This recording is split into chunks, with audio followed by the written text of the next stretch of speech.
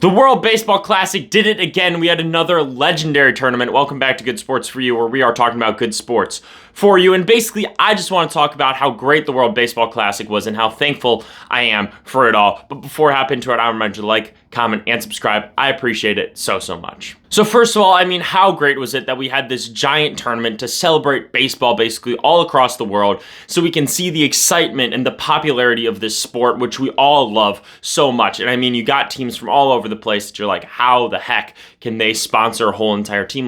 Brazil, I didn't even know Brazil had enough baseball players to do anything, or enough players of even Brazilian descent, to do anything. Same with Italy. And I know there are a lot of Italian Americans and everything like that, but they still had some Italians on the roster. And that's just the fact it's there to grow the game. And I definitely think that it did. But right away, we saw it right away with Australia versus Chinese Taipei in a really close game. My concern throughout this tournament was how close are a lot of these games going to be? But as we saw early on, it's okay, these are going to be good. These are going to be fun games. And we had other great moments. Shohei Ohtani showed why he is the greatest player to ever touch a baseball. As soon as we started off, he had a grand slam in his very first game. That's what you want to see. You want to see the stars being stars, which we didn't see all the time, which I'll talk about a little bit later. But to see that and to see all the brightest stars of the game shine on what should be the biggest stage. And I also want to talk about that. How great was it that so many players and so many fans came out and said that this means more than winning a World Series will ever mean to me. And honestly,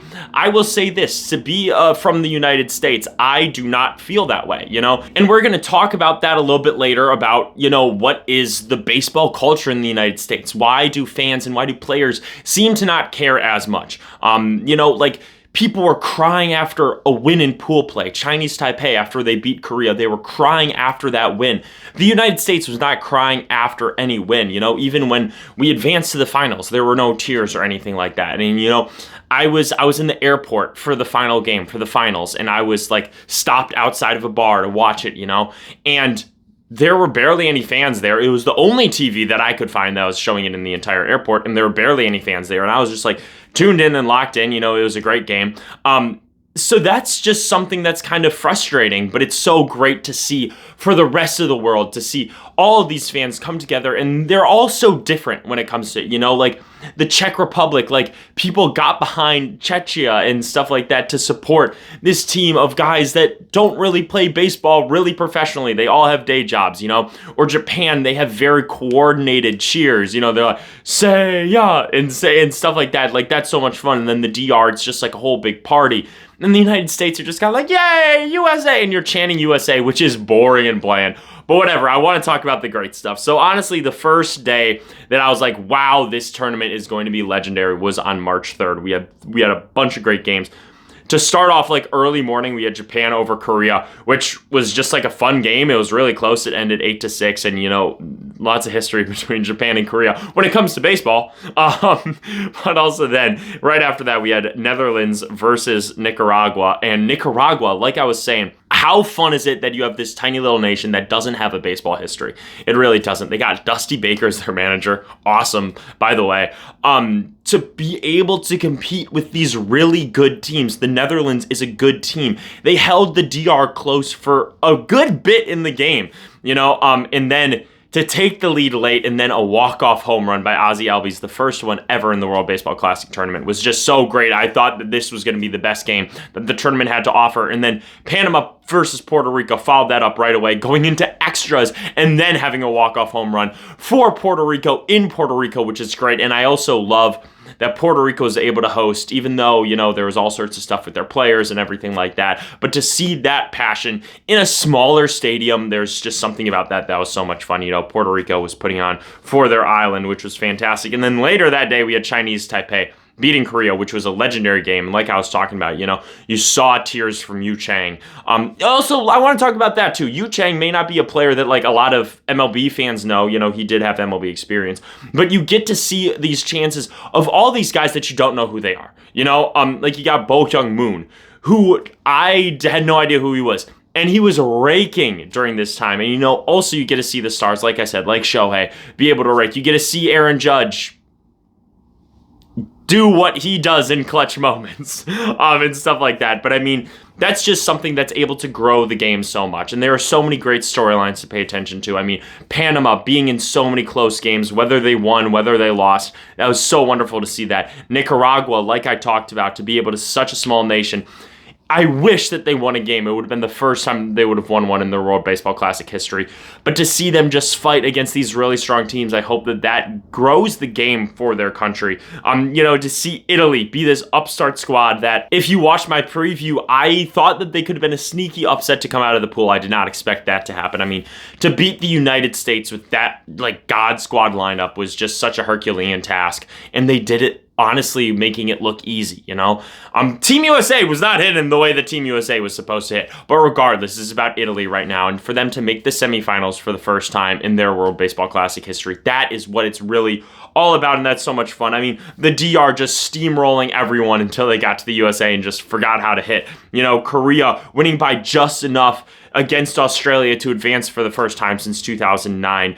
The Czech team, always fun to pay attention to, and the fact that they kept it so close against Japan in their final game throughout the whole entire game, except for the very, very end in the 8th inning, it was tied 0-0, and Andre Satoria, like the legend of him, just continues to grow. He pitched so well.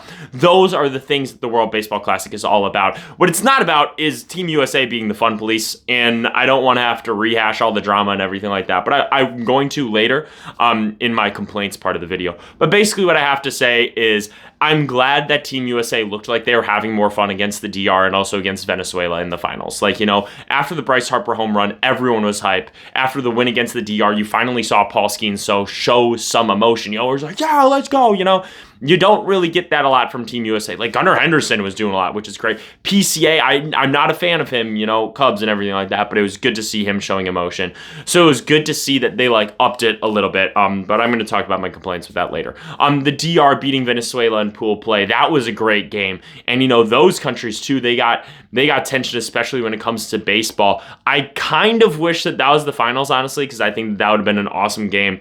And then in the quarterfinals, Italy beating Puerto Rico was another great game, and to keep their upset train going. And then Venezuela beating Japan, arguably the biggest upset of the tournament, just because I know Venezuela obviously went on to win the whole entire thing, but Japan was the defending favorites and defending champions, one of the favorites to win the whole entire thing. It was supposed to be US versus Japan the whole entire time. And then in the semifinals, the US versus the DR was a fantastic game through and through until the very end, and there was that brutal call that was called a strike. And I know that you can say, well, he should have swung, he should have defended. It was so low. It was so low. And you can say, you've been calling it low all game. That was easily the lowest pitch of the entire, game. That was called a strike. It was just a horrendous call. And the fact that it was in the bottom of the 9th with a runner on third, with Fernando Tatis coming up to the plate with what would have been a completely new count. And also Mason Miller was not looking very sharp. There had already been a pass ball that Will Smith wasn't able to grab. So now you're getting Fernando Tatis up to the plate with at least 3 chances, probably, if he's not swinging, At least 1 chance, if he is swinging, for there to be a passed ball, which means that Julio can score with his speed. So it definitely does matter. So the fact that people are trying to basically cope and say that it didn't matter, that's absurd. But also, here's what I gotta say. It's a week from now, a couple of people complain.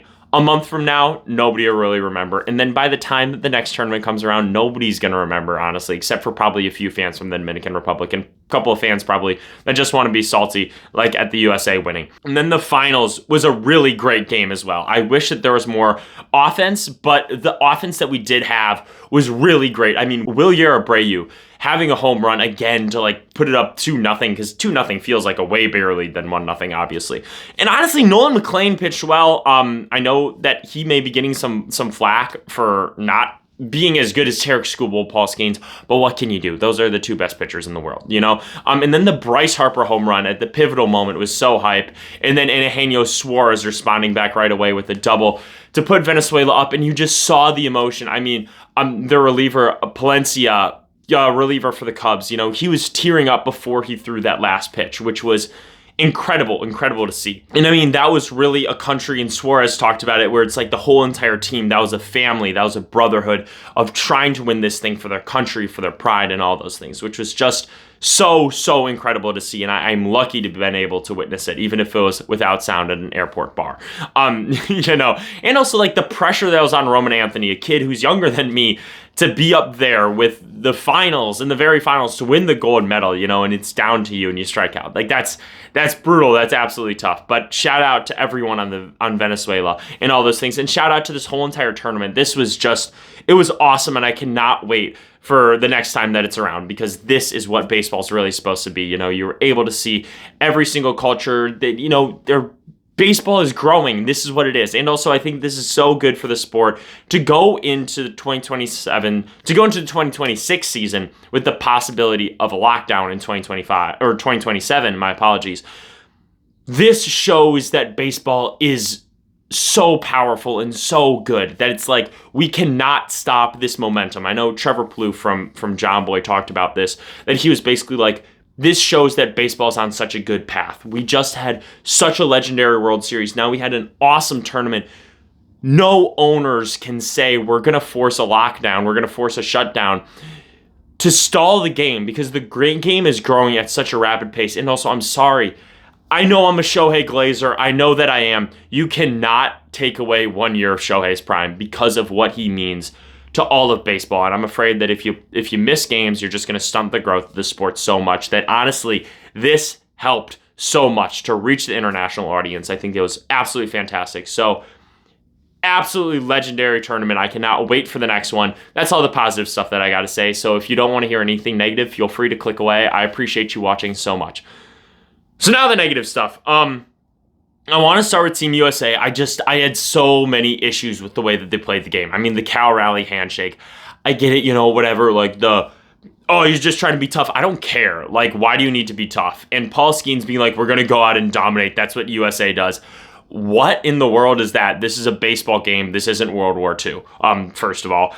And we didn't. Like, Team USA didn't. And now you look like a clown show, and this team that had one of the best lineups ever constructed does terrible. I mean, Joe's McFly said it on, another Talking Baseball thing, that Team USA didn't have one runner in scoring position in the finals against Venezuela, who wasn't even pitching Ranger Suarez, their best pitcher. So it's like you lost Eduardo Rodriguez, who has a +5 ERA this past season, who got lit up by the DR. And honestly, a part of me is almost like Team USA got lucky against the DR because there were so many blown calls. I mean, it was just terrible. And the Geraldo Perdomo call was so bad. Like, it was genuinely awful.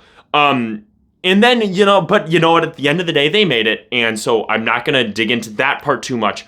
But man, have fun, And I talked about this after we lost to Italy, and Mark DeRosa, like, what are we doing? There were just so many calls. They were just so questionable. I understand the righty-lefty matchup against Eduardo Rodriguez and putting in Bregman. I get that. I understand that. Gunnar Henderson has been the best hitter on this entire team. It was him and Bryce Terang. Like I said, I love Bryce. He's my dog. But when he is the best hitter on your squad, that is a joke. Like, that is a genuine joke. And Gunnar Henderson had been the hottest bat. Why are you not putting him in the starting lineup? And then Will Smith struck out on a ball that hit him. And why is Cal Raleigh not pinch hitting at any point? He hit 60 home runs in the season. You need a home run to break it open, to break the tie, to go up, whatever it may be. How is he not getting an at-bat in the finals? He was the runner-up for MVP. And then when it comes to MVPs, other runner-up for MVP, Kyle Schwarber, he didn't do anything. And then Aaron Judge.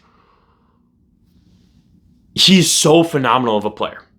But my goodness, it is getting hard to say that he's like not clutch at all. Like, I mean, it's hard to say that he can be the player that we want him to be, because just in all the moments, it seems he just crumbles. And that's like so embarrassing. Like, for Yankees fans, the dropped ball in the World Series, and I know that he was good in this last playoff, so I'll give him some credit there. But in the elimination games, in the World Baseball Classic, he continuously underperformed. He was so bad in the knockout rounds. I don't even think he was good against Italy. It's like, that's when you need him to be good. That's when you need for him to step up. And he didn't. Like, time and time again, like in an embarrassing fashion, quite frankly. This guy is the captain of Team USA. People are calling him Captain America. And he put up 0 for 4 with 3 strikeouts. Like, are you kidding me? And like, so it's like, I get it though. He is one of the best hitters to ever live. But man alive, Something has to change. And also, I saw non-ball knowers talking about how Tovar was above Bobby Witt Jr. for the all-tournament team.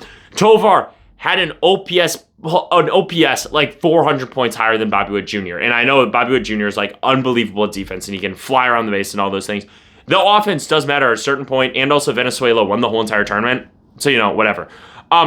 Like starting Ernie Clement over Bryce Strang, when, like I said, Bryce Strang was the best guy the whole entire series, over Italy, and then Paul Goldschmidt starting. It's like Paul Goldschmidt's old at this point, and all of these things. And also, like, the fun police. Like, the fun police, just go out and have fun. And it's like, this is a game. At the end of the day, it is a game. And I get the whole entire, like, but you gotta have class. No, you don't. No, you genuinely don't. Like, I don't understand where this idea of having class and being respectful doesn't also mean, like, having fun and celebrating with your teammates, and all of those things. It's just, and people want to say, you got to act like you've been there before. U.S. hasn't been there before since 2017. It's been a decade. None of these players are the same players that they were in 2017. So none of these players have been there. So you don't know what it's like. And also, a lot of these players haven't even made it to the World Series, or much less win a World Series. So no, you don't know what it's like to be there, and like the competition and stuff like that. We gotta, like, Judge was like, I'm not teammates with Austin Wells now. Ernie Clement was having a good time. He was slapping Vlad's butt, when he got to first base. Like, all of those things. Like, that's fun. Like, have fun. It's a game at the end of the day. You play to win, and guess what? The team that was clearly, like, more connected as a family won. And that was Venezuela. And the U.S. didn't, because it just seemed like it was all, we're just going to throw it all together and hope that it works. And also to have a manager in Mark DeRosa, who hasn't been a manager, like, he's an analyst on MLB. Why are you having him as the manager? Honestly, like, I think Dave Roberts has been the manager in the past. Have him, because I know that it's like, well, Roberts doesn't even manage. He just has this unbelievable squad in the Dodgers. That's the point. You need to have somebody who can breed a culture of, like, we're going to go out and win and have fun and put your egos to the side and everything like that. That's what you need. Why was he not the manager? I don't know if he turned it down or whatever, but I don't know. So many questions. So that's my complaints about Team USA, honestly. And then I have one more complaint before I end this. And that was the broadcast. I work in broadcast. That's my job. I work replay, I got my TV passes here from Tennessee, There were so many replays that were just wrong, and it was so frustrating. And I understand that, like, if other people didn't notice it or other people didn't care, but, like, as somebody who works in broadcast, I did broadcast my whole entire time in Tennessee. I do broadcast freelancing now. Like, that is what I do. That is quite literally my job. To see it, like, continuously mess up, it was almost unwatchable for me at a certain point. It's like, well, I know that you clicked the wrong button there. I know that there was a lack of communication between the director and the TD, and all those things where I was just like, this needs to change. This is national. This is Fox Sports. This is the biggest baseball sporting event of at least since the World Series, So what is going on? What is wrong? And that was just like a brutal watch for me. But I said that complaint. I'm just thankful that it was a good project on the field. But that's what I got to say. Honestly, like, this was genuinely a fantastic World Baseball Classic, and I'm so happy that I was able to get to witness it. And then on a personal level, like, the World Baseball Classic has grown, like, my baseball channel so much, and I appreciate that so much. I wouldn't be able to talk to you in front of the camera if there wasn't something like this going on, and to have drama, like the Team USA drama, like I just harped on it for 5 minutes or whatever. Sometimes that's a good thing for me to be able to talk about those things and share my opinions. So thank you for listening to my opinions as I give them to you. If you've made it this far, I hope you enjoyed. So make sure to like, comment, subscribe, or if you didn't like everything that I had to say, leave it in the comments down below. But regardless, I appreciate it so much. So genuinely, thank you to everyone who's joined me these past few weeks. I appreciate every single one of you, and I'm out. Peace.